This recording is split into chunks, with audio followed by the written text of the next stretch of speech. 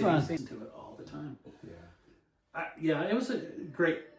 I watch a lot. Every song on this, I'm like, ooh, this, ooh, you know, it's just I watch a lot of Jakey Lee videos on YouTube because he has the presence on there now. Oh, good for him.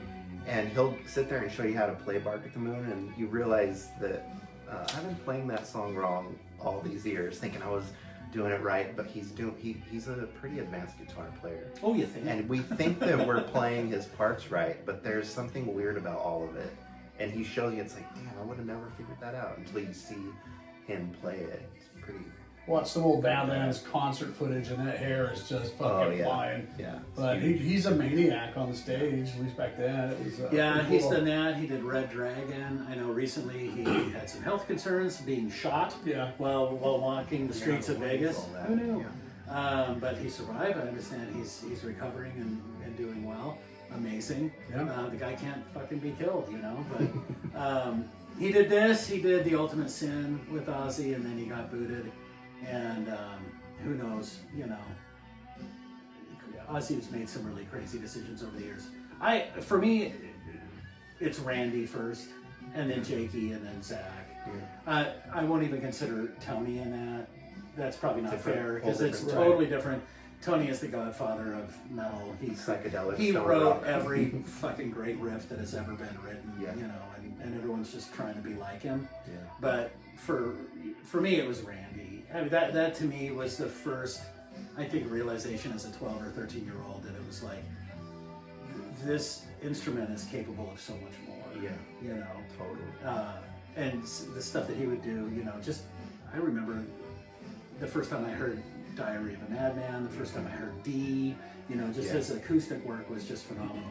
Jakey, I thought his solos were top notch, top level guitar solos.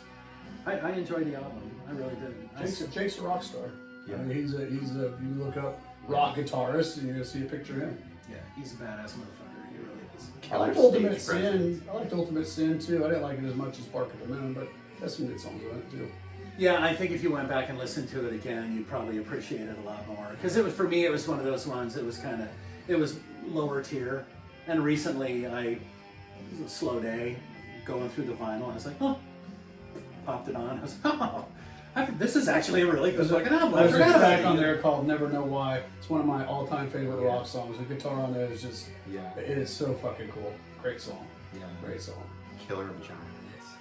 What was your intro to Ozzy? I'm trying to think now. You know, it might have been a commercial on TV. Jesus. I know. I am Iron Man. Who is this music magician? I don't know, but try these fucking Doritos. Yeah. It could have been that. But honestly, I was, for a brief period in time when I was a kid, we had cable. And I saw what MTV was for the first time. But it was towards the time when it was kind of not being about music anymore. It was like reality shows. But it was around that time, and there was a Ozzy clip that came up, and I was like, okay, who the hell is that, and where do I find it? I remember it being a clip of Randy playing. It was the polka dot. I was like, what is that shit, you know? And then eventually I found it. I think I bought Diary of a Madman first. Ooh. And then found Blizzard and stuff like that. This is all the CD days. I had to listen to this with my friends, but I wouldn't have an album with a werewolf guy as a werewolf who's known as, you know, in the media as a fucking you know, the Prince of fucking darkness. Satanist. Hey mom, look at this. So no, that wouldn't have been.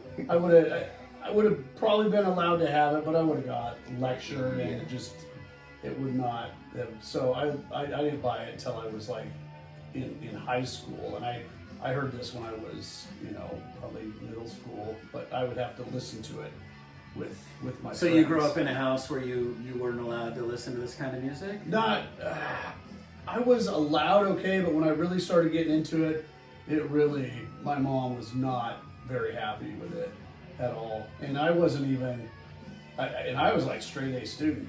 I mean, you guys all know how fucking brilliant I am. So, yes, we do. So I wasn't We're all in awe of your brain. causing too much trouble. I was responsible, you know, to go out drinking and stuff, but I wasn't all, you know, just skipping school, smoking cigarettes, and all this shit. I was, I just liked the music. I liked the energy, and it really does make you want to fucking bang your head a little bit when you're listening to it. And so I was just a fan. I thought all the album covers and stuff, I thought it was great. And I don't know, it just, but we grew up listening to ABBA and old Olivia Newton-John and Percy Faith, and those are all good. They're all fine.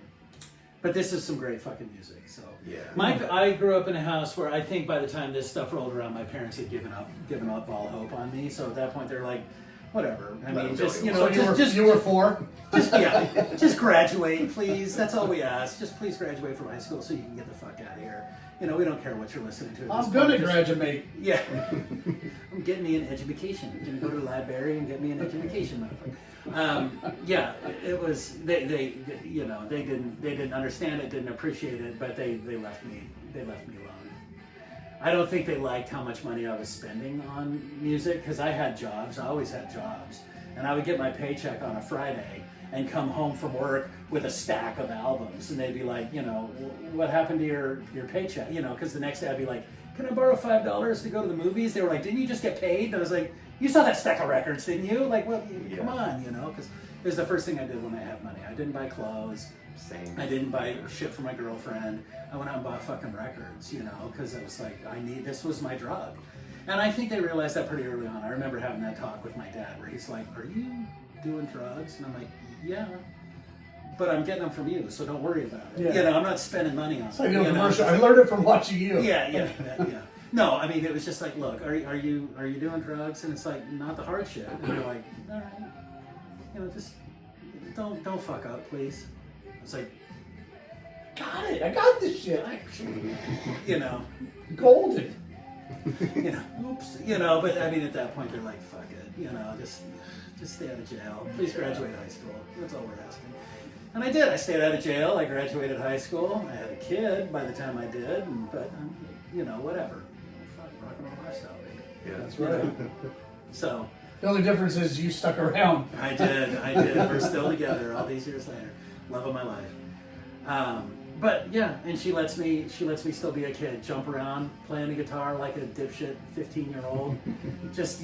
And she, same thing, like, please don't do drugs and keep it down, And I'm like, okay, and as long as I do, she's fine with it. You want to listen to my song? Maybe tomorrow, sweetheart. No, honey. Will you watch our podcast? No. I've been listening to you babble on about this shit for 40 years. No. Please, God, no. But, yeah. Gotta love it. But she's like, Jeff cusses too much, James doesn't cuss enough, and you're just you. That reminds me of a funny story. I will tell you a funny story about my youth. So, I met my wife at church, of all places. You would look at me and say, were you robbing it? Yes, I was robbing the church at the time. No, the guy who introduced me to my wife, we were buddies. We rode the bus together. We were buddies. Long story how we became buddies, but we were buddies and hanging out. And he was like, "Hey, I go to this church youth group on Saturdays.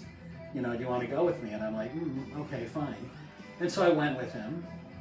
And part of the reason he got me to go there was he was like, "The guy who runs the church youth group is an amazing guitar player. You're going to want to come and meet him." And he was. He was a real good guitar player. Taught me a lot. But I started going to this. I met my wife, and I was just like, "I'm not going for the lessons. I'm going for the lady." I fell head over heels. So I started going to church, regularly, because that was the place where we would always see each other. After going there for a while, one of the people who's in the church, he tells me, "Hey, I'm wondering if you can help me with something." I'm like, "Sure, what anything. What do you need?" He's like, my son's going through some tough times, and I was wondering if maybe you could come over to the house and help me out with it." And I'm like, "Yeah, sure, whatever you want, So I go there, and there's this son, I'm 15, and his son's like 11, 12, whatever.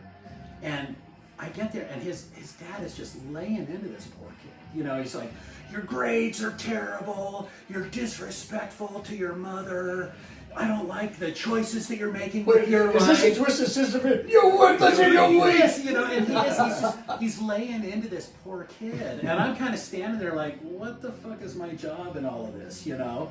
And the kid is just standing there, just defiant, you know, just chin out, arms crossed, like, F you, old man. And finally the guy goes, do you want to wind up like him? And he points at me, and the kid goes, no! And he just breaks down, and he's like, thanks a lot, Trevor. You can go. Wow. And that was it. I was the after example for this kid. Do you want to wind Got up the like cookies him? or milk That's or so weed or shitty. anything? And I was just like, oh, that summarizes religion for me right there in That's one so quick little shitty. story. But yes, you know, so quit going to church, kept the girl. Here we are, 40 plus years later, we're all together. And I don't know if that kid wound up like me. I hope the fuck he did, honestly, you know, so whatever. Damn. But yeah. I got funny invited story. to one church youth group as a teenager, and I was drunk. We went bowling. I almost got kicked out, and I didn't get invited back by my friends. But I thought God accepted all. But anyway, all right, we won't go there. Sorry. I was so drunk. I actually swung the ball back, and it flew out behind me, and I just laughed hysterically. I was drunk as shit. And this was when? Like last week or? Yeah. Yeah, I was crashing up high school. High school. Hey, what are you guys doing here? Hello, ladies. Bowling? Nice. You know you all want to end up God. like me. I was probably 16, I think. Old enough to know better. Come on. What'd you do after that drive home? No, Oh, good for you. no. Making responsible decisions already. No, the Weren't person you? I was with was driving that night. Were they drunk? Not as drunk as Not as me. drunk as you. Good for you. What was it? Wine coolers? Just curious. Coors Light. It was Coors Light back then. Wasn't Bartles and James by any chance? It was. No. Now, we're old. I don't know if you know this, but wine coolers, when they first came out, you could buy them in a 2-liter bottle. That'd get you fucked up. Yeah. Tropical punch. And you'd be puking purple all night long. Yeah. Nothing wrong with that. Yeah. Taste the rainbow. Puke the rainbow. That's Yeah. right. It was nasty, nasty shit. I have a good story about slow gin fizz and a white couch. Just, we can tell that story at another time. Yeah. But yeah. Yeah, I got lots of alcohol stories. Yeah. Did I There's mention a I reason got why I'm straight 25 A's? years sober, so just so you know. It all ends with it has a happy ending. These stories all have a happy ending. Well, I have not had a drink since yesterday. Good so- for you, buddy. Yep. All right. Every journey begins with a single step. We're here for you. Fuck off. Anyway. First step's admitting I got a fucking problem. That's right. Where do I start? I got too many problems. Where do I say there? In the... Chapter 6. Fuck. Next week's episode. No. She was like, cut! Just Yeah. cut! Oh, fuck. Yeah. Good album. 1980. Which just sounds a big 84? squirrel moment. 83, 84 was this? 83. Yeah. 83. Yeah. That's crazy too when you think about that because Randy died in 82. Yeah. So he puts out the live album with Brad, Speak of the Devil. finishes a tour, puts out Speak of the Devil, which I love. A lot of people don't, but I love it. I think it's great. I think you see, hearing Brad play Tony's stuff, it's great. Yeah. You know? I dug it. And I've always loved Brad's tremolo work, and he's Yeah. an underrated or underappreciated maybe guitar player. He really is. But then to put together a band and he reinvented the entire band because Rudy was out, Lee Kerslake was out, Bob Daisley was out, Randy was out. I don't even know if the keyboardist stuck around for this album. No, Don Airley is that? I think he stayed in for the Speak of the Devil. After that, I don't know where. I don't know. I think he might have left after. Yeah, this is a total reimagining Yeah. of the band. And Rudy talks about that too. He said when he was in Ozzy, they had this whole like medieval castle Yeah. theme, and then they completely changed into a kind of like a pop act on the stage and whatever. I mean, yeah, they have the whole devil thing going on, but the songs, like the craft, there's more keyboard, a different type of keyboard patch, I guess you could say. Well, it's who Ozzy has writing the music for. Exactly. You know. Yeah. So, and it's noticeably different. You listen to Bark at the Moon and Diary, and they're different. It's a different style. oh, for sure, 100%. There's no classical licks happening in this. Here's another. Here's my squirrel moment. Another amazing thing that I didn't realize until years later was Jakey Lee doesn't play with a tremolo. Right, fixed bridge. He's got a fixed bridge, and I'm like, how the fuck is he doing some of that shit? He's bending the fuck out of that neck, is what he said. I'm like, his guitar tech must just have a busload full of guitar necks that he's replacing every night, because he's just bending the shit out of those things. Yeah, it's crazy. And you would need a fixed bridge to keep it up in tune. I mean, you could do it with, but. And that's another thing. Did he have a locking nut on it or something? How do you do that? I don't think he did. I think it was just a straight, simple Charvel with here we go. humbucker in it. Love this shit. And bell. Oh, this is the choir, the whole bit. Look at you. Oh, he's going back to his church moments and having a flashback. Did you guys see a dove fly? I love this album. I used to just, I remember this was at a time where, you're a teenager and you can't stand your parents because you don't get them, they don't get you. And for me, this was one of my walking around cassettes. I would pop this in and just fucking walk around and listen to this album again and again and again and again. But the cool thing is, you play this fucking song loud in your room and your parents are like, oh my God, he's finally found God. And they're praying right now. And then it goes through this whole thing, the organ's kicking in, and then da-da-da-da-da. Awesome. Favorite songs on this album are the title track, Rock and Roll Rebel, and Journey to the Center of Eternity. This one right here. Yeah, those are my top three, but I like the whole album. It's great. On the European version, there's a song called Spiders that I really enjoyed. Mm-hmm. I liked that one. God, this song just rips. Yeah, it's on the special edition. Yeah, this one is one of the more fast-paced songs on the album. Center of Eternity, yeah, this was a good one. So Tired, I like that one too. That's coming up next. Slow Down, Waiting for Dark. Oh, Spiders in the Night, yeah, they added it on here. That wasn't on the original. Yeah, this is probably my least favorite, Jeff, just because of the slow intro. But wouldn't have it any other way. They're all fucking bangers. Every one of these. I'm sure that none of our 6 viewers are going to get to watch this because Sharon will shut us down immediately. Yeah. And if she doesn't, then I know that the Black Sabbath people will too, just because I just said Black Sabbath. Mm-hmm. Black Sabbath. They're like, oh fuck, shut it down, copyright infringement. Fuck those guys. We're praising you. What the fuck? We're trying to turn people on to your music, but shut us down, please, because God forbid there's a penny out there that you don't fucking have already. Jesus Christ. You do need to go to church, young man. I do. He's so angry. Well, I'm angry at that shit. I mean, who wouldn't be angry at that shit? Really, I am. It's one of the things we established early on. We're not going to bash people. We're not. They're all artists. They all put their heart and soul into this shit.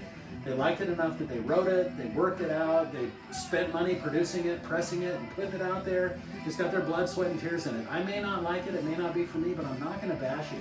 Right. So why on earth would you fucking get mad at me for trying to turn the world onto your fucking music? This album came out in 1983. This album is 42 fucking years old. It's 42 fucking Lord years old. knows we are not profiting off of this. No, so let some 12-year-old kid who's disenfranchised with the way the world is treating him find some solace in this fucking music. To me, our show is a tribute. No pun intended. I like it.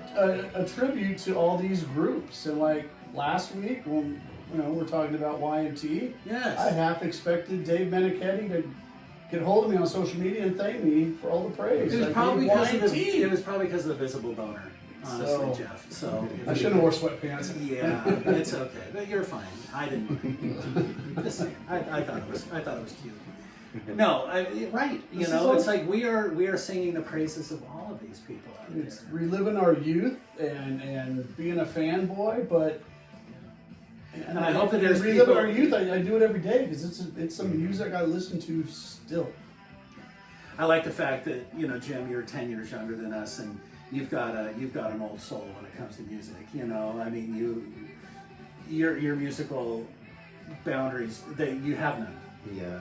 You're willing to listen to things across all genres, unlike this guy who won't listen to fucking 198 on the list of 200 albums. But no, I mean, you know, and the fact that you like a lot of the stuff that we do tells me that if you like music, if you're a 12-year-old kid and you're watching TV and you hear a song and you're like, you know, like we all were, we heard something and went, what is that? What is this magical thing?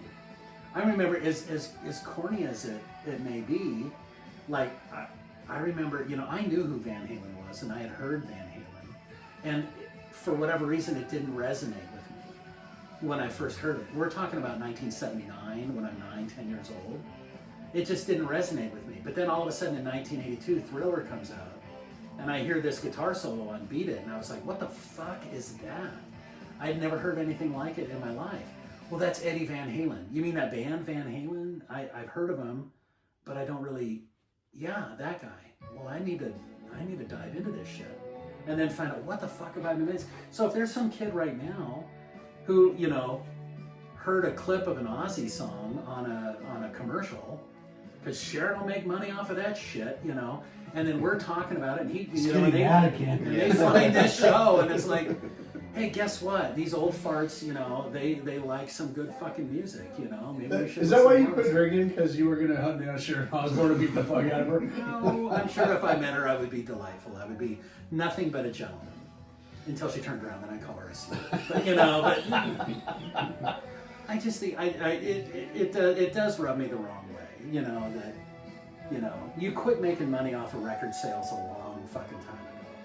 You make your music nowadays by selling your collection to some giant conglomerate so they can use it to sell beer or Doritos, or you tour. You know, that's it. What would you rather have? I mean, just nobody talking about your music, or a bunch of old fanboys promoting music that's, you know, 40, sometimes 50 years old, just reminiscing and maybe introducing a couple people to something that they had never heard before. Like, I have 5 or kids. reintroducing them to something that they may have forgotten about. Yeah. Oh, I totally forgot. I forgot that album. I loved that album when I was a kid. I haven't listened to that album in 30 years. I'm going to pop it on again. Yeah, you should. I have 5 kids ages 33 to 20, and all of them have little bits and pieces, influence of like music that I've listened to. My 20-year-old is begging me to go to a rock concert. I might take her to see Judas Priest in October. Good for you, man. So you got to do that. But so we were kind of drinking together. I mean, granted she's underage, but she's in college, so it's okay. And we were at the house. She didn't drive, and I was probably drinking a little bit too much, so I just kept play this one, play Out in the Cold, play, you know, Some Heads Are Gonna Roll. And she's just listening to this. I gotta listen. We're gonna go to them, you know, regardless. It's fucking 6 months away. But she was getting into it. She likes it. She likes AC/DC, and all my kids have, you know, a wide range of music, anywhere from Tay-Tay to country to some good rock, and they'll go to Coachella, and they'll go to, you know, the Monsters of Rock, or whatever the fuck it is, Rockquake or Rockfest down in Sacramento, all this stuff. So, you know, Aftershock. damn, thank you. Yeah, it's a good festival. Damn, one of the Aftershock. Well, it's so fun because one of the things that we're doing is in our other episodes where we're revisiting, where we're listening to the top 200 albums of all time, is you can see the lines of influence through all of this music. I mean, we're listening to Grand Funk Railroad, and like I said, I'm hearing Ray Charles, I'm hearing some Motown beats. It was very Detroit, Detroit sound in that stuff. And you know, it's like, this is so fucking cool, you know, to be able to hear this. You know, there is nothing that is coming out today that wasn't in some way influenced by the music that we are talking about here. Yeah. There's no way that it wasn't. Everything, you can draw a line through all of this shit. From Rocket 88, you know, with Ike Turner playing through, you know, the first distorted guitar, you know, ever recorded, all the way up to, you know, the stuff that's coming out today. Believe me, Tay-Tay was influenced by it, whether she knows it or not. Yeah. And trust me, she's a good enough musician that she knows it. You know, we've talked about this before, about, you know, we're talking about Oasis. Oh, they imitate the Beatles. And we've talked about, you know, Kingdom Come and Greta Van Fleet, imitating, trying to be Led Zeppelin. It's just like, hey, Yes. you're gonna imitate somebody fucking good, right? Yes. Right. So I like it. Write good songs that entertain me, and I don't care who you're impersonating. A normal person will stand out at the free throw line and practice until they make the shot. A pro stands to that free throw line until they can't miss that shot. Well, unless you're Shaq, they ain't making a fucking free throw. Good point.